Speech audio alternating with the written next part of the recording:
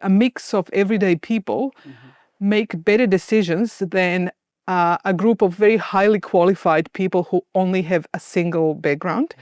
When we say Indigenous people in a settler colony like New Zealand, this means that this is the population that had lived for 100 years on the islands of New Zealand before the European arrival, which was quite late. But also politically, New Zealand government has started to make some moves towards recognizing some customary rights of Māori people, in particular when it comes to governance of natural resources.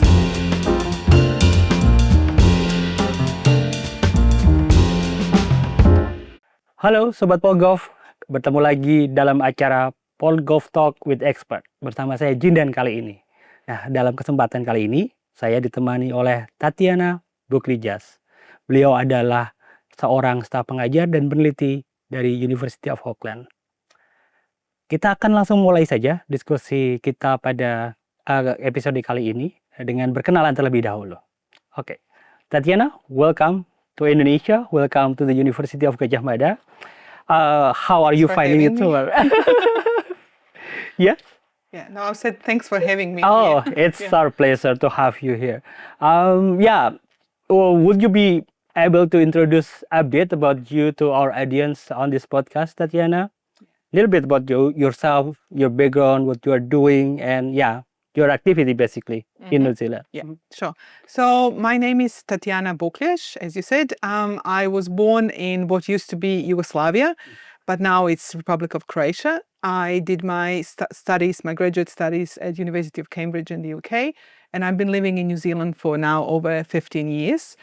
My research discipline and my research background is philosophy of science, history of science, social studies of science. But over the last, and also at the University of Auckland, I teach in a program of global studies, and I also work as associate director academic in COI2, Center for Informed Futures, which is a mix between a research center and a think tank, which is focused on solutions for complex medium to long-term future problems. So we have a Māori name, which means COI2 stand sharp, be sort of sharp and informed futures.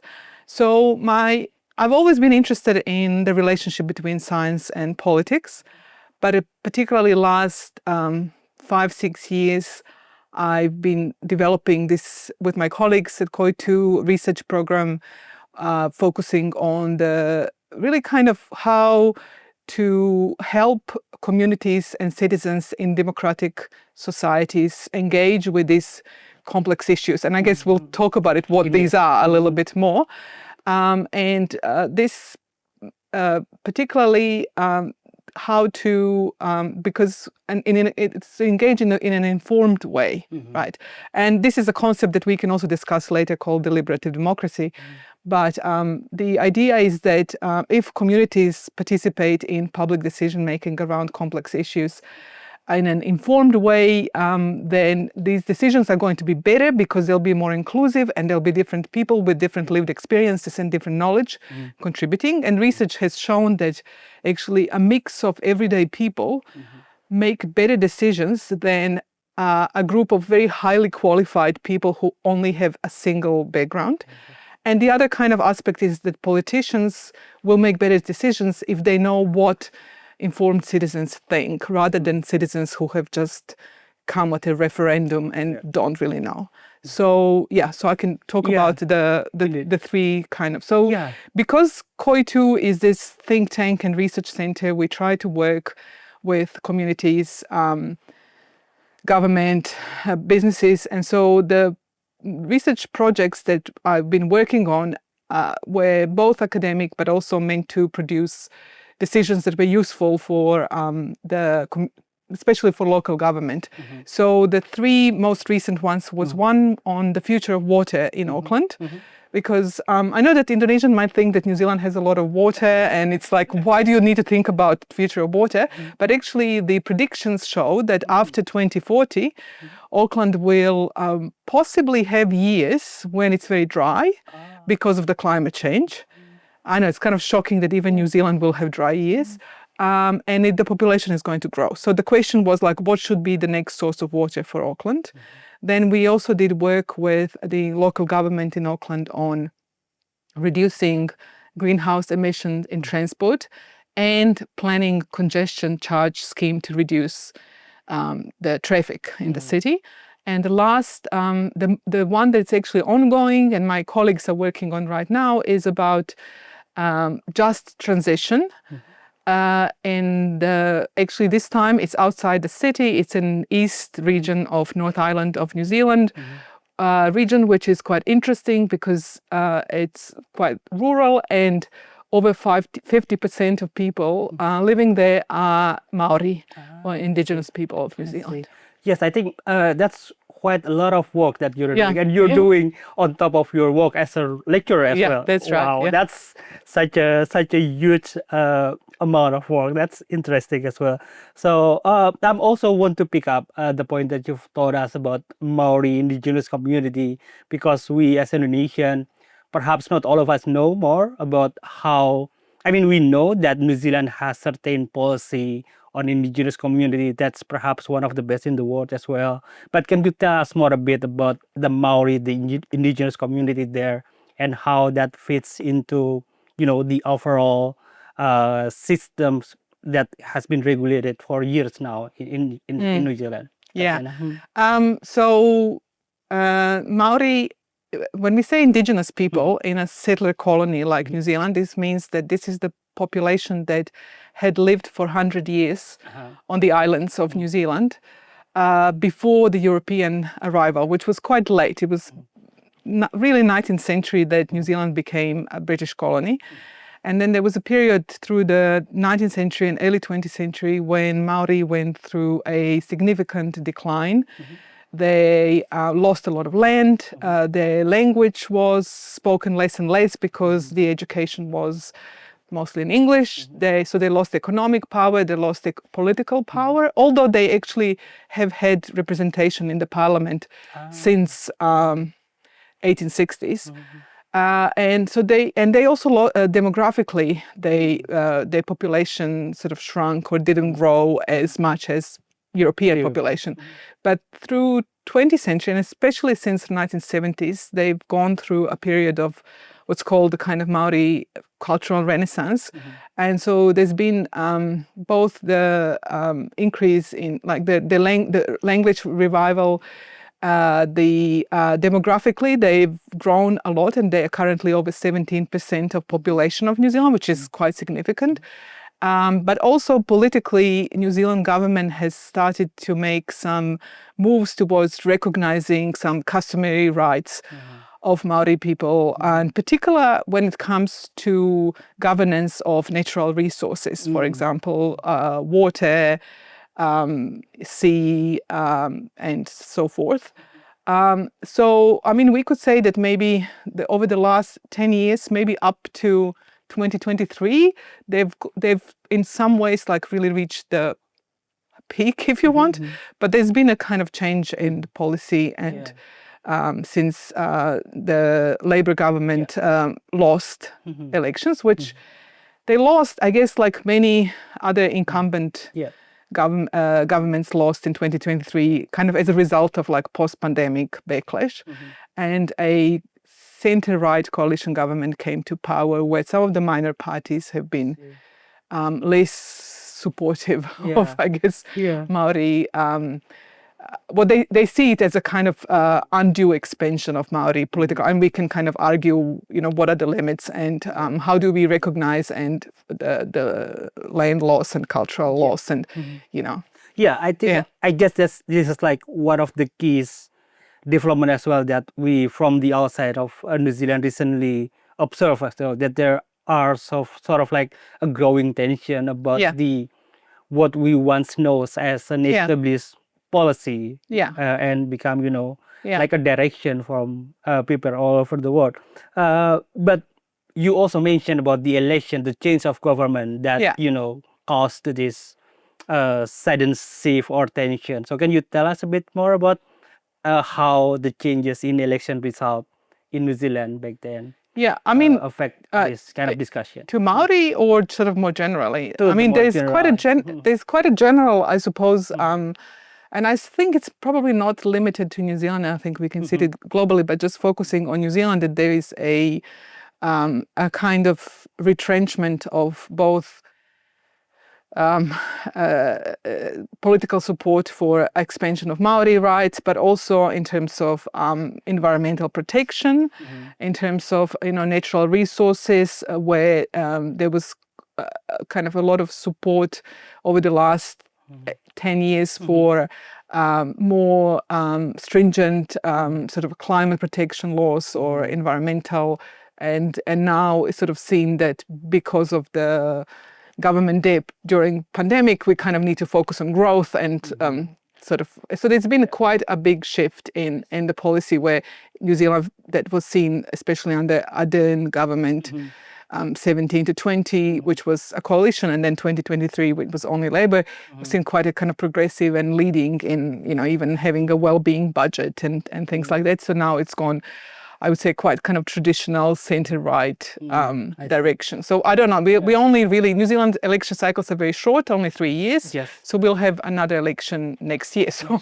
who knows how it goes. Yeah, I just want to point out this discussion because as Indonesian, we know that we have election every once in 5 years. Yeah. But changes in government or changes in the winning party does not necessarily mean that there will be changes in policy, or there will be, like apparent difference between one regime and another, especially in the past 10, 15 years where, the elites kind of have a same view of developmentalism, for example. So just pointing out that there are elections that has concrete impact on certain policies in other countries. Very real. Very real, very obvious. And I say in New Zealand, it feels like because it's every 3 years, governments are in a great rush to show that they're changing direction. Yes. So you were also mentioning about the Just Transition project in Koito that you told us earlier. This is also something that I believe highly relevant for the audience in Indonesia, because we believe as a country we are rich with resources, natural resources, although we rely heavily most on primary extractive industries that we all know have some sort of sustainability problem, and it's not going to last for forever. So the idea of thinking about transitioning to a more sustainable economy, but also doing it in a just way, is also something that I believe will be relevant to a lot of our audience. So can you talk us a bit more about how does this concept of just transition actually apply in the context of New Zealand? And does this actually relate to the indigenous community, or is there any like broader way of seeing the concept? Definitely. And there's a couple of aspects in which they are related to indigenous communities. And one aspect is that indigenous communities and looking at their economic, social, health status, they haven't caught up, if you want, with the European population. So they are still more likely to be not maybe as educated, and they will be kind of more vulnerable in terms of economics, and they'll have a shorter lifespan. So there's just in terms of sort of actually distributing the potential cost of transition to the new climate and energy regime, in which vulnerable populations are not going to bear most of the cost. The second aspect is, as I said, this customary rights, which is hasn't been like fully resolved. It has been because New Zealand Māori are not homogeneous ethnic group. They're from outside, but inside they are they have their tribes or iwi, and each iwi negotiate with government separately. So some of them have resolved their issues, and they have kind of granted rights and have gotten some more money out of government. Some are still negotiating rights. So there's that. And those where they have resolved, they have particular rights to use natural resources, and they can kind of profit more.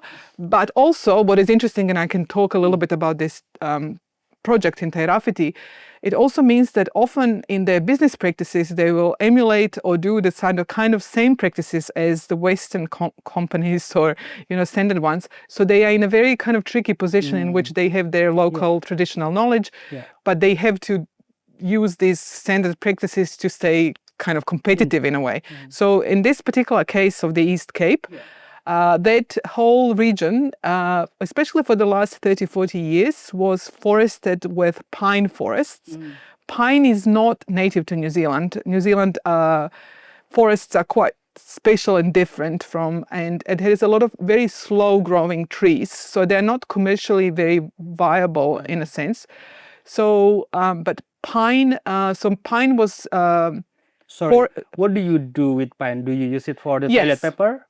So you can use it, it's used for different kinds of products, right? Often it's not a very high quality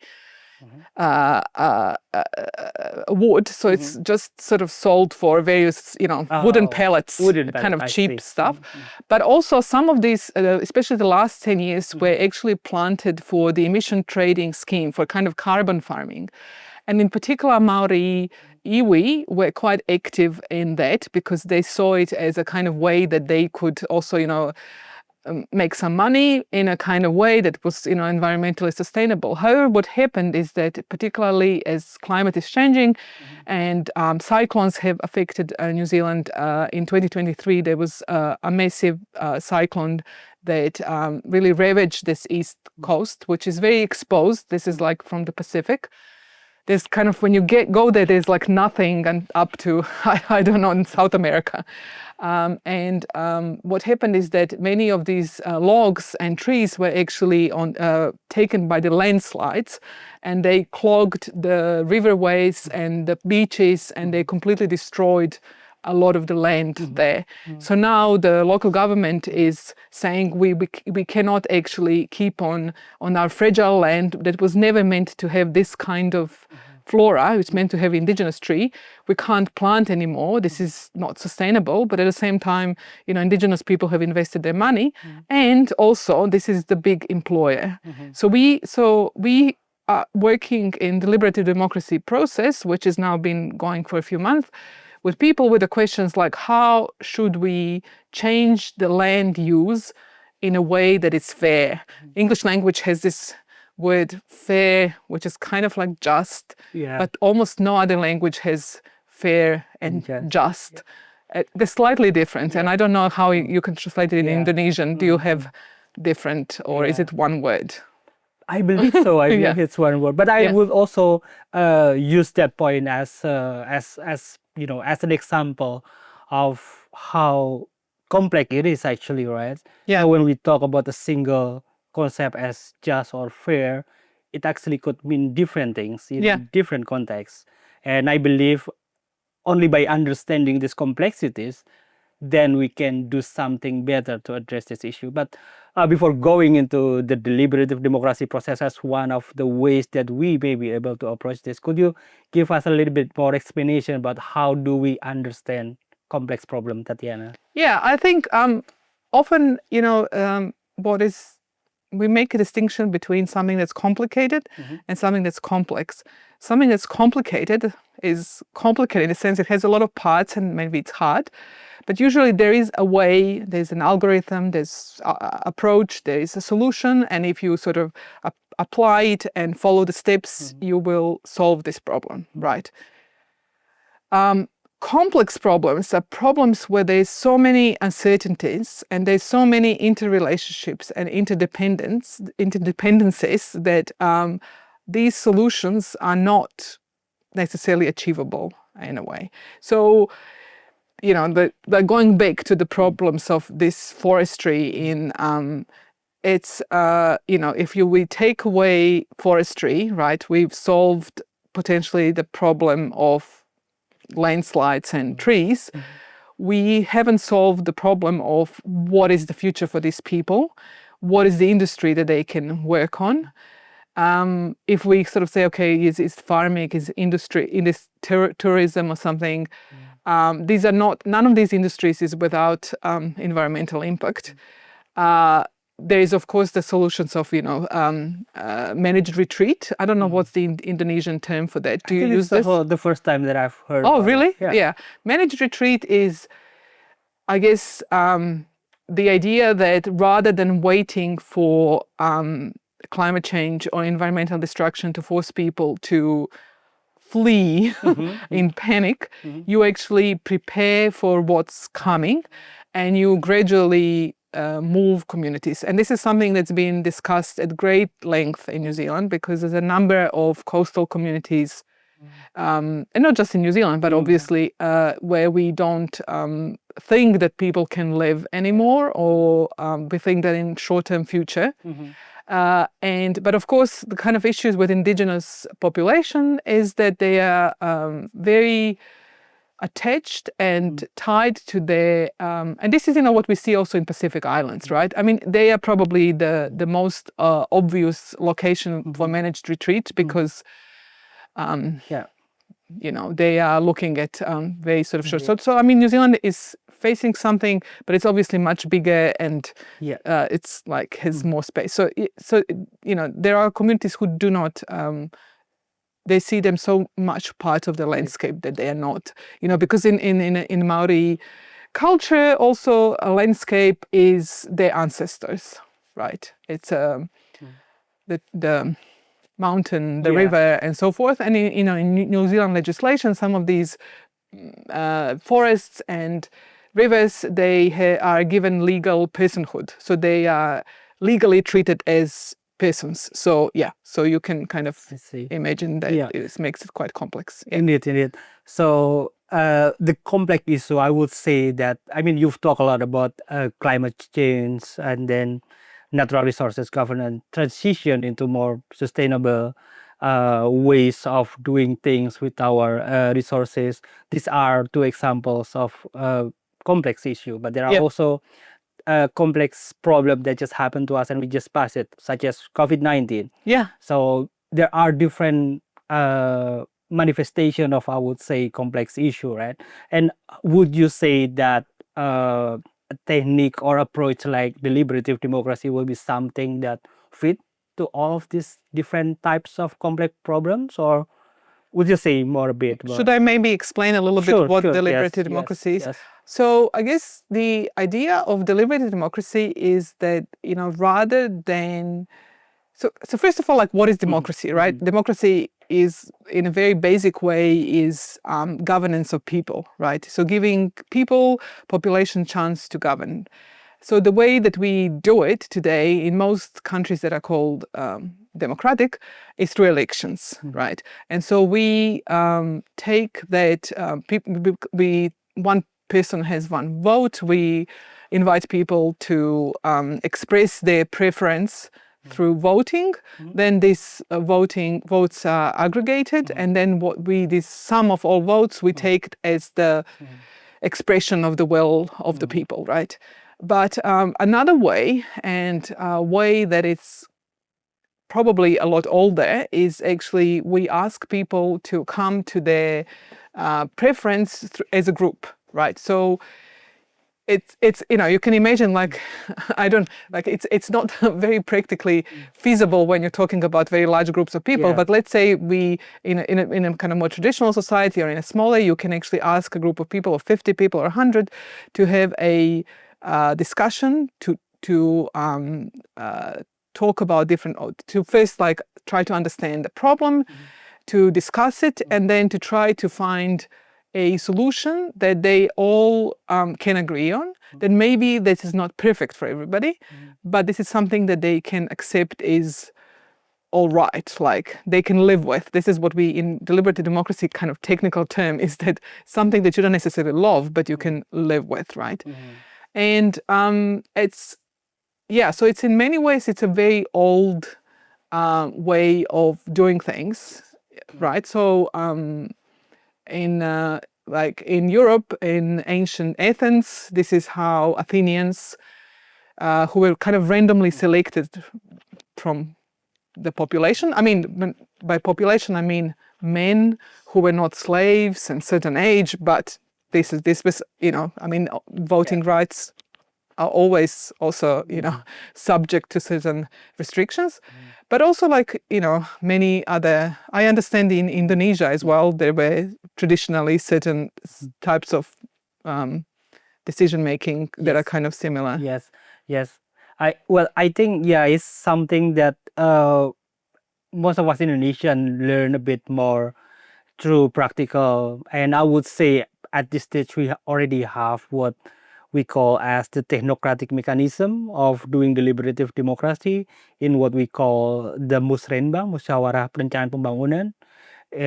In the process, I mean, villagers gather from the lowest level at the neighborhood, and then they talk about their issue, they select their priorities, they brought it in a higher level to the sub-district, and then there will be another musrenbang at the district level, so on until at the central level. But obviously, this democratic process happens a long time ago, quite a long time ago now, and I think there are some challenges also relating to how to make sure that the priorities or the needs that the community already set at the beginning at the lower level can be accommodated still at the higher level, because there are different tendencies that it got filtered out, and finally just certain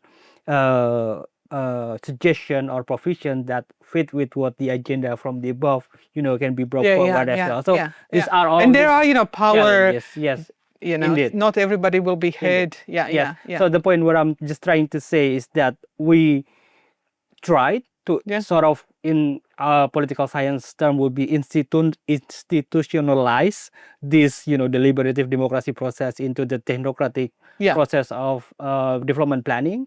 But there are also some challenges associated with it. And if you will, I would just also bring forward the conversation to highlight that complexities is something that we can approach to different means. And even though in some issues we may like discuss that in a selected close group, then there are certain different roles for some people to understand the complexities, right?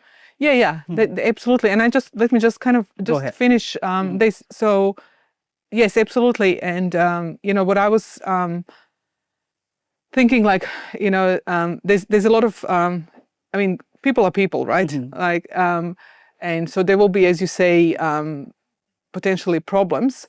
But in ideal case, actually, Parliament was meant to be a deliberative chamber, right? Like, it was not meant to be a meeting of polarized political parties that are vying for power. And actually, the whole idea behind actually political parties and voting and was that they will try to get win elections, and when they don't win elections, they will just accept that they will get another chance in three years or 4 or 5, whatever, and then they will participate in the parliament in a way that is deliberative, right? Just kind of thinking. So a lot of these kind of modern deliberative processes are trying to go back to this ideal of deliberation, but also kind of fixing these little issues that we have. For example, power imbalances or something. And one quite important aspect of this is ensuring that people are well informed. So there's, you could say, kind of there's 3 elements. One is learning and being informed about the issue. And this makes it different from like referenda, right? Like, I don't know does Indonesia use referenda much? Not so much, I believe. Yeah, because like, European countries do, New Zealand does. And what happens in referenda is that people go and they have, they can decide directly without the political representative, but they're often not very well informed, right? They have a chance, you communicate, but you have no idea how much they have. And there are some attempts in the United States to actually use some mix of deliberation and referenda. But so there is learning, there is discussion or deliberation, and then there is this sort of shared decision making. So there's 3. Just kind of just sort of looking, the learning part is interesting and important because this is also kind of a chance to bring in, for example, experts who may not actually have a close relationship with the everyday citizens. Oftentimes people say, and in democracy, the point that you talk about in democracy, people thought it's either direct democracy or indirect democracy. Is it representative democracy or whatever? Yeah. But I believe in your explanation that these are actually not either or. We can have direct election. Yeah. We can also have direct referenda, but we can also still have deliberative democracy. I would get rid of referenda if you asked. Well,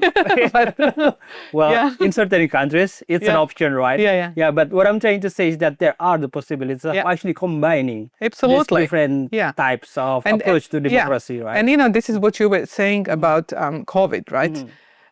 Like we think, my colleagues, and I think a lot of people who work in deliberative democracy, that these processes are best suited when you have these kinds of long-term complex issues where represent the bodies of representative democracy, so governments and other executive bodies, they're not able to make progress for various reasons, often because they are really focused on short-term election cycles and the gains that they can make.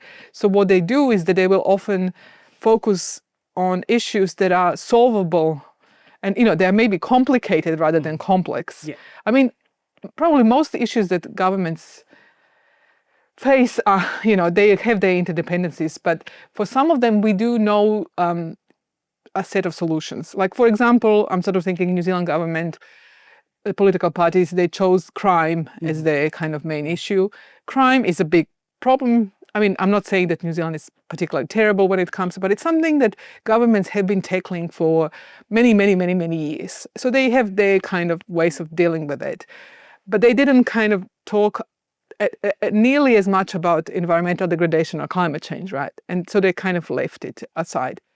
But when it comes to something like COVID-19, that's a sort of interesting issue because it is new and it's complex and it's related.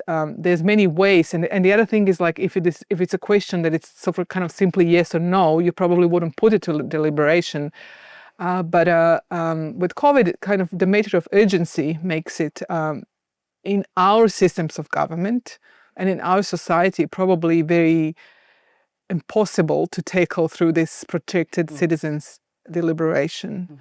And I suppose the way that was done was through this rapid decisions of government, ideally informed by diverse expert views, right? And I think like countries such as New Zealand, I mean, in general, the Western countries, they have like certain advisory system in place or different institutions that, could sort of like activate it when this kind of crisis happen, and the expert could provide, That's right. Like, I mean, in our, maybe just our center where I work is led by Sir Peter Gluckman, who actually was the first chief science advisor to the Prime Minister of New Zealand. And it's a position that was instituted in 2009.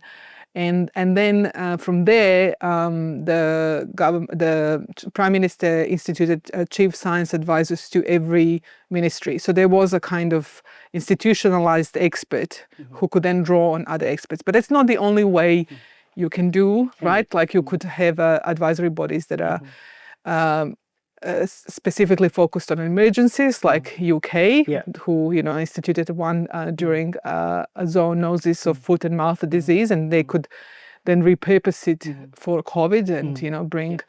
Didn't work that well this time, or it can be done in different ways, like sure. less formally. I want to also highlight. I mean, we saw with COVID that despite all of these different institution of expertise and expert advisory system that we have in so many places. I mean, it's not just those who have it, but those who do not have it also try to grapple in how to deal with the crisis and how to make the best out of this, expertise and knowledge to inform the policy, because there were just some contestation as well around what kind of the decision, what kind of move that we can make to handle the crisis, right? So how would you actually I describe like what are actually the role of this expert advisory system or the expert themselves in making policies like in such a crisis time. I suppose, I mean, it's always, like looking at sort of some science studies, there's this concept of honest broker, of scientist who is not an advocate, who is not sort of trying to stand for a particular discipline or issue or represent that, but to try to kind of bring as objectively as possible. And as we know, objectivity is a contested issue on its own, but actually bring knowledge, but do not try to make political decision, right? But to be able to inform the government of what is or a minister or whoever, the latest sort of knowledge. So this sort of being kind of, as I said, this honest broker implies being this sort of intermediary between scientific community and the political community. And obviously not all scientists are, equipped for that. And it's a difficult position. And what we saw, I mean, in New Zealand was that during COVID-19, there were scientists who took on this role and, very seriously, and they, those who became quite publicly well known. I mean, not everybody did become a public face of this response. They, in the end, ended up sharing part of the political risk and burden. Although you would hope that, because it was very hard, I think, for the public to disentangle, the provision of scientific knowledge from the political decision, right? Indeed. Yeah. So, and then they became this sort of face of decisions, which started as very popular, but as the time went on, because New Zealand stayed quite close for quite a long time and people got tired, it became increasingly unpopular. So as I said, like, it's not only that, I mean, I mentioned how the Labour government lost elections because they were incumbents and, people didn't want to remember COVID anymore. Although, like, actually, when you look back, like, New Zealand did really well and, like, it had no population loss really and so forth. But also the scientists who were associated with this suffered in various ways. Like, some of them left science, I know that, like, who were the most, because they just couldn't cope with the public pressure. And it wasn't so, Yeah, I don't know. Can you tell us a bit more about the case of New Zealand? Do you think, I mean, the entanglement that you've mentioned, I think it's quite intriguing, because I don't know, how does it start, at least from the New Zealand perspective? Do the scientists believe that, my position, and then it gets adopted by politicians, so that the public cannot really disentangle between the scientists? Yeah, because many actually went out and communicated what they did, right? Like, and some of them did specific research. For example, there were scientists who did specific modeling of the possible spread of the virus very early on, and some of them modeled, like, very likelihood of very high mortality, which did not end up to be true, but it also wasn't true because the very strict epidemiological measures were put in place, right? So there was no, chicken and egg situation. Well, yes. I mean, it was, the people never experienced the kind of they could see other countries, but the thing is, when you are in the kind of bottom of South Pacific, and even though it's, all this information is shared through social media, it wasn't quite the same. And people they just communicated a lot of the most recent research and advocated for quite strict. I mean, as you know, like, between experts, there was also a lot of dissent on because, for example, experts who were coming from public health and microbiology and modeling. They were advocating for much stricter epidemiological measures, but then experts who were coming, say, from economics were concerned, not all of them, but some of them were concerned of the, impact on economic growth. But, so it really depends how you define the problem, yes, right? Yeah. True. Indeed. And I think the tension between public health and economy is also sometimes that a lot of Indonesian can relate, because this is like at the core of a discussion, at least at the early part of the pandemics. And although back then the government saw like a youth inclination of using the economic part a bit more than the public health, I think in general, like expert has a role, but through different ways, I would say, in Indonesia, because we don't have a formal, at least institutionalized science advisory system, but we have different channels of informal communication between politician and expert through different connection. And I think this is something that you kind of see why as well from your visit in the past few days in Indonesia. Right. Like how do we have a different culture of, interpersonal relationship?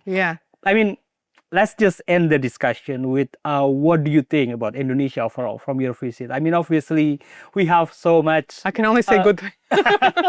Oh, just say good things. All the bad things will cut it out. Yeah. So anyway, I'm just trying to say that we know that there are so much contextual differences between Indonesia and New Zealand.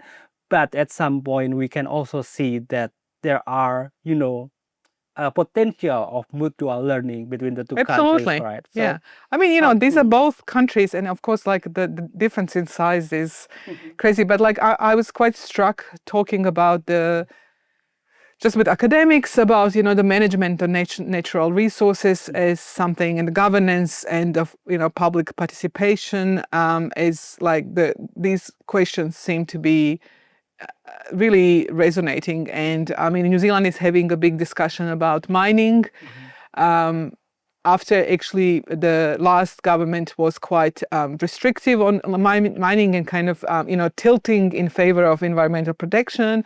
Now we have government that is kind of going more for the exploitation of mineral resources. So it's quite interesting. And I heard from colleagues, similar kind of, maybe not quite as you say, dramatic shifts, but sort of similar conversations going on in Indonesia, and also a lot of discussion of like how do you democratically engage people. And it's not only because but there's kind of two things. You can say that democracy is normatively good, right, because it's good for people to have, but also kind of, as I said, instrumentally. It's actually does create eventually better decisions, because if people who will experience the effects, but they don't necessarily have the material benefit from some of this, will actually be able to appreciate a whole range of possible consequences. So they will think about, so not only about, like, the government may be focused just on economic growth, but people will also think what does it do to society? What does it do to kind of the air that we breathe and our water or whatever, because we have to, live there.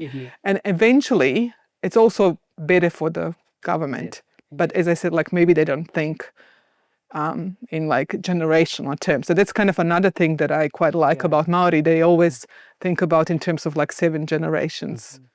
And they say that that our ancestors are kind of in front of us. That's really a good way to put it. They're in front of us, and that's why we have to actually look beyond what we can see, right? So look through actually our surrounding and look at it as part of the whole things that we should consider in making important decisions. So thank you so much, Tatjana, for everything. Thank you. It's really lovely to having you here, and although this is your first visit, we hope this is not going to be your last visit. I hope so too. We hope that you could still come back in the future. I'll probably bring some colleagues as well, and we'll see how we can, establish further connection and create much more stronger mutual learning between Indonesia and New Zealand. Thank you. Thank you very much.